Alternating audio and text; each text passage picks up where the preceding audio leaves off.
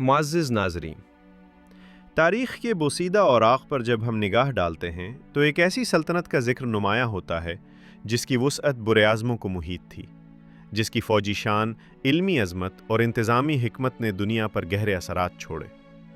یہ وہی سلطنت ہے جسے زمانہ عثمانی خلافت کے نام سے جانتا ہے۔ آج ہم اس عظیم الشان سلطنت کے عروج و زوال کا جائزہ لیں گے، ایک ایسی داستان جو 6 صدیوں پر محیط ہے۔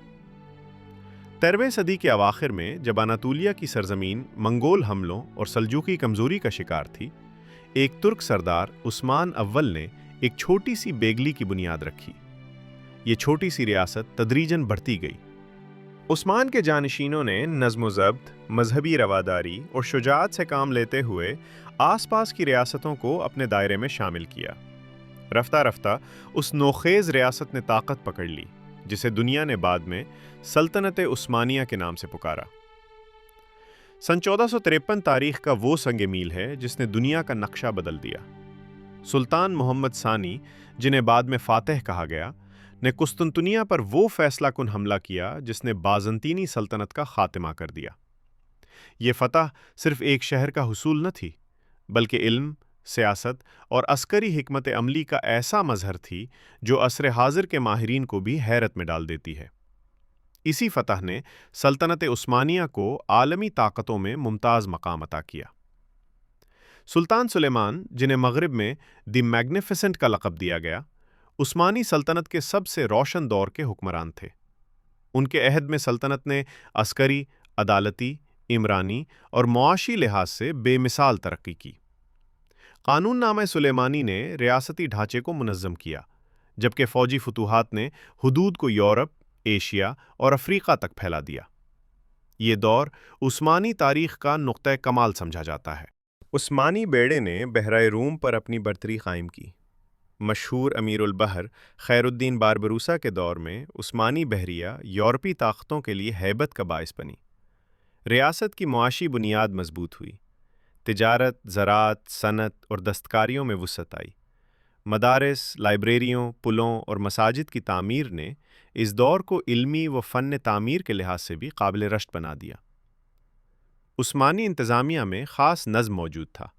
دیوان ہمایوں، صدر اعظم، قاضی عسکر اور بگلار بیگی جیسے عہدے ریاست کی مضبوطی کا ستون تھے۔ سپاہیوں کے لیے یینیچری کا نظام اپنے وقت کا بہترین عسکری ماڈل تھا۔ ان تمام عوامل نے سلطنت کو 3 براعظموں میں مضبوطی سے قائم رکھا۔ سلطنت کے اندرونی کمزوریاں بتدریج نمودار ہونے لگیں۔ ینیچری فوج میں بگاڑ، محلاتی سازشیں، جانشینی کے جھگڑے اور درباری بدعنوانی نے ریاستی قوت کو متاثر کرنا شروع کر دیا۔ یورپ میں سائنسی و عسکری ترقی ہو رہی تھی، جبکہ سلطنت پرانے سسٹم سے چمٹی رہی۔ یہ وہ ابتدائی نقوش تھے جنہوں نے آنے والے زوال کی بنیاد رکھی۔ 19ویں صدی میں یورپ صنعتی انقلاب سے گزر رہا تھا۔ جدید ہتھیار، تیز تجارت، بحری جہاز اور نئی سیاسی فکر نے عثمانی سلطنت کے لیے مشکلات پیدا کی۔ ریاست مقابلے میں پیچھے رہنے لگی، معیشت کمزور ہوئی، ٹیکس کا نظام ٹوٹا اور صوبوں میں بغاوتیں بڑھنے لگی۔ روس، برطانیہ، آسٹریا اور فرانس عثمانی علاقوں کی طرف نظریں گاڑے بیٹھے تھے۔ مشرقی سوال نے یورپی سفارتکاری میں مرکزی مقام حاصل کر لیا۔ بلقان میں علیحدگی پسند تحریکیں ابھرنے لگیں۔ سلطنت نے اپنی بقا کے لیے اصلاحات کا آغاز تو کیا، مگر وقت بہت کم اور مشکلات بہت زیادہ تھیں۔ پہلی جنگ عظیم میں 1914 سے 1918 تک عثمانیوں نے جرمنی کا ساتھ دیا۔ گلیپولی کی جنگ میں شجاعت کا عظیم مظاہرہ ہوا، مگر عالمی طاقتوں کا دباؤ بڑھتا گیا۔ جنگ کے اختتام تک سلطنت اقتصادی اور عسکری طور پر کمزور ہو چکی تھی۔ اتحاد کی شکست نے وہ کاری ضرب لگائی جسے سلطنت سنبھل نہ سکی۔ پہلی جنگ عظیم کے اندھیرے میں جب عثمانی فوجیں چاروں طرف لڑ رہی تھیں، ایک اور زخم لگا جو دل پر تھا۔ مکہ کے شریف حسین بن علی کو برطانوی ایجنٹ تھامس ایڈورڈ لارنس یعنی لارنس عرب نے خواب دکھائے آزادی کے۔ عرب قبائل جو صدیوں سے خلافت کے سائے میں رہے، اب خلافت کے خلاف اٹھ کھڑے ہوئے۔ حجاز ریلوے پر 3 دھماکے، مدینہ کا محاصرہ اور عمان سے شام تک پھیلتی بغاوت، یہ وہ گھاؤ تھا جو جسم سے زیادہ روح پر لگا۔ ایک ہی امت کے بیٹے، ایک ہی قبلے کی طرف منہ کر کے ایک دوسرے کے خلاف بندوقیں اٹھائے کھڑے تھے۔ یہ منظر عثمانی زوال کا سب سے دردناک باب تھا۔ جنگ کے اسی خوفناک دور میں ایک اور سیاہ باب لکھا گیا، جسے آج آرمینیائی جینوسائیڈ کہا جاتا ہے۔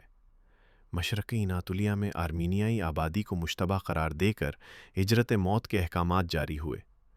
ہزاروں میل کے صحرائی راستوں پر بچوں، بوڑھوں اور عورتوں کی لاشیں بچھ گئیں۔ عثمانی حکومت اسے جنگی ضرورت قرار دیتی رہی، جبکہ دنیا آج اسے انسانیت کے خلاف جرم کہتی ہے۔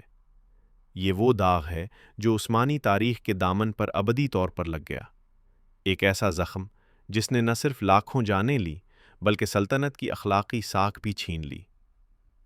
وہی دن تھے جب لندن اور پیرس کے سفارتی کمروں میں نقشے پر قلم پھیرے جا رہے تھے۔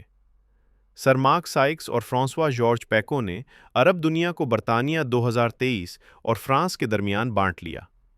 شام، لبنان، عراق، فلسطین، یہ سب خطوط مصنوعی تھے جو آج تک خون بہا رہے ہیں۔ ایک طرف عربوں سے آزادی کا وعدہ، دوسری طرف بیلفور ڈکلریشن میں صہیونیوں کو وطن کا وعدہ۔ عثمانی سلطنت کو توڑنے کا یہ خفیہ منصوبہ دراصل پوری امت مسلمہ کی جغرافیائی اور سیاسی تقسیم کا نقطہ ایک آغاز تھا۔ جب یہ معاہدہ منظر عام پر آیا تو سلطنت پہلے ہی دم توڑ چکی تھی، مگر اس کی لاش پر اب بیرونی چھریاں چل رہی تھیں۔ جنگ کے بعد جب جدید ترک قوم پرستی نے جنم لیا تو مصطفیٰ کمال پاشا کے زیر سایہ ایک نئی سیاسی فکر ابھری۔ 1922 میں سلطنت کا خاتمہ کر دیا گیا اور 2 سال بعد منصب خلافت بھی تحلیل کر دیا گیا۔ یوں 6 صدیوں تک قائم رہنے والی سلطنت عثمانیہ تاریخ کے صفحات میں منتقل ہو گئی۔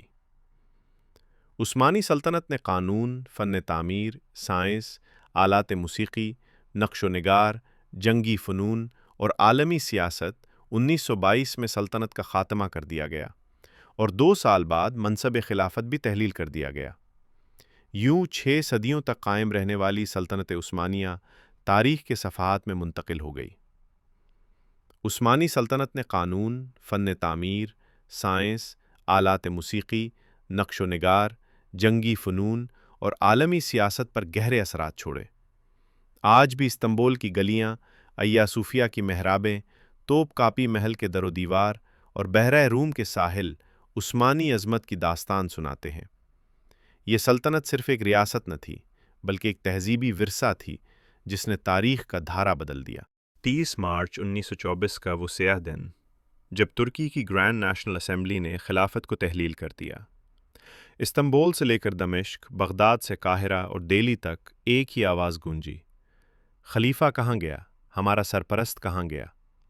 مساجد میں اذانیں تو ہوتی رہیں، مگر ہر اذان کے بعد ایک سوال اٹھتا تھا، اب امت کا سربراہ کون؟ ہندوستان میں خوکسار تحریک رو پڑی، مصر میں نوجوان سڑکوں پر نکل آئے، شام اور عراق میں جلوس نکلے۔ ایک خلا پیدا ہو گیا تھا جو آج تک پر نہیں ہوا۔ یہ صرف ایک سیاسی ادارے کا خاتمہ نہیں تھا، یہ امت کے دل کا ٹوٹنا تھا۔ آج جب آپ استنبول کی گلیوں میں چلیں تو بزرگ اب بھی سلیمانیہ مسجد کے باہر بیٹھے سلطنت عثمانیہ کے قصے سناتے ہیں۔ سارائیوو کی بازاروں میں بوسنائی ترک چائے پیتے ہوئے کہتے ہیں، ہمارے دادا یہی زبان بولتے تھے جو تم بول رہے ہو۔ دمشق کے اموی مسجد کے صحن میں شامی بچے اب بھی یا فاتح کے نعرے لگاتے ہیں۔ شمالی افریقہ سے لے کر کریمیا تک ہر جگہ عثمانی نشانات، عثمانی فوارے، عثمانی قلعے، عثمانی قبرستان موجود ہے۔ یہ یاد کوئی میوزیم کی چیز نہیں، یہ زندہ خون ہے جو کروڑوں رگوں میں دوڑ رہا ہے۔ وہ سلطنت گئی، مگر اس کی روح آج بھی سانس لیتی ہے۔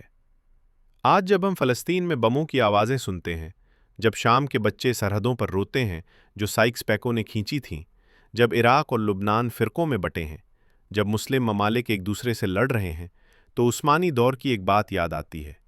وہ دور جب ایک پاسپورٹ پر بغداد سے سرائیوو تک بغیر ویزا سفر ہوتا تھا، جب مختلف قومیں، زبانیں اور مذاہب ایک پرچم کے نیچے امن سے رہتے تھے۔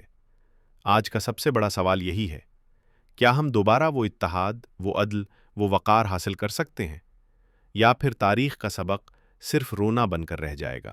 آخری عثمانی خلیفہ عبد المجید ثانی کو جب جلاوطن کیا جا رہا تھا، انہوں نے استنبول کی آخری کشتی پر کھڑے ہو کر صرف اتنا کہا تھا، میں جا رہا ہوں، مگر یہ امت کا درد میرے ساتھ نہیں جائے گا، یہ تمہارے سینوں میں رہے گا۔ جب تک تم اسے محسوس کرو گے تب تک خلافت زندہ ہے۔ آج 1 صدی بعد بھی ہمارے سینوں میں وہی درد دھڑک رہا ہے، وہی حسرت، وہی تڑپ، وہی خواب۔ شاید یہ درد ہی وہ آگ ہے جو ایک دن پھر جلائے گی۔ 1952 بیروت کا ایک چھوٹا سا فلیٹ۔ شہزادی دشوار بیگم، آخری خلیفہ عبد المجید ثانی کی سب سے چھوٹی بیٹی، اکیلی بیٹھی ہیں۔ وہ ایک خط لکھ رہی ہیں جو کبھی پوسٹ نہیں ہوگا۔ بابا، میں نے کبھی کسی کو نہیں بتایا مگر آج بتانا چاہتی ہوں۔ راتوں کو میں اب بھی توپ کاپی کے خالی کمروں میں بھٹکتی ہوں۔ وہ تخت نہیں ملتا، وہ تاج نہیں ملتا، مگر تمہاری آخری آواز ضرور گونجتی ہے۔ خلافت مرتی نہیں، وہ سینوں میں اتر جاتی ہے۔ بابا، میرا سینہ آج بھی دھڑک رہا ہے۔ وہ خط آج بھی استنبول کے ایک پرانے صندوق میں پڑا ہے۔ 1960 میں جب شہزادی وفات پا گئیں تو ان کے جنازے میں کوئی پرچم نہ تھا، صرف چند بوڑھے ترک اور عرب روتے ہوئے کندھا دے رہے تھے، اور سب کے لبوں پر ایک ہی جملہ تھا: خلافت زندہ ہے۔ 2025 غزہ کا ایک تباہ شدہ کیمپ۔ رات کے 2 بجے ہیں، بموں کی آوازیں دور جا رہی ہیں۔ 10 سالہ یاسر اپنی ماں کے پاس بیٹھا ہے، ہاتھ میں ایک پھٹا ہوا دھول آلودہ عثمانی پرچم کا ٹکڑا لیے۔ یاسر: اماں، کیا واقعی ایک زمانہ تھا جب ہمارے پاس خلیفہ ہوتا تھا؟ ماں آنسو پوچھتے ہوئے: ہاں بیٹا، وہ سلیمان کا زمانہ تھا، عبد الحمید کا زمانہ تھا، وہ زمانہ جب بیت المقدس ہمارا تھا، جب بغداد سے استنبول تک ایک ہی پرچم لہراتا تھا۔ یاسر آسمان کی طرف دیکھتے ہوئے: تو وہ خلیفہ کہاں چلا گیا؟